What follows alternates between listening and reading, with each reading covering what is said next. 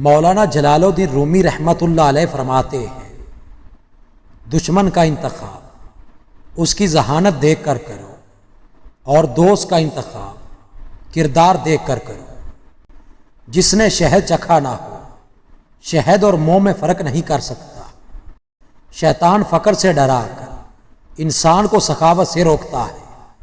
پرہیز کر پھر اپنی روح کی طاقت دیکھ۔ عاشق خوشی کا جام اس وقت پیتا ہے جب معشوق اپنے ہاتھوں سے انہیں قتل کرے۔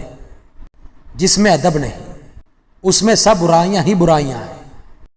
اپنی زندگی اس کے حوالے کر دو جس کا پہلے ہی تمہاری سانسوں اور لمحوں پر اختیار ہے۔ اصل نماز تو غیر اللہ سے بالکل غافل ہو جانا ہے۔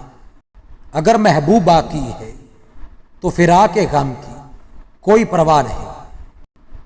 دنیاوی حص کی تندرستی طبیب سے معلوم کرو اور آخرت کی حص کی تندرستی محبوب سے معلوم کرو۔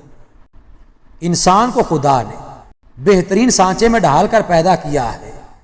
جنتی اور جہنمی وہ بعد میں بنتا ہے۔ خدا جب کسی بدبخت کو دکھ دینا چاہے تو وہ بدقسمت ناشکری کا راستہ اختیار کر لیتا ہے۔ جو عشق کا دعویٰ کرے پھر محبوب کے علاوہ اس کے لیے ہر چیز کی تمنا کفر ہے۔ کتنی بری بات ہے کہ تم کسی اور کی طرح بننا چاہتے ہو۔ کیا تم اپنا چہرہ نہیں دیکھتے؟ کیا تمہیں اپنی خوبصورتی نظر نہیں آتی؟ دنیا کا احساس اس جہان کی سیڑھی ہے اور آخرت کا احساس آسمان کی سیڑھی۔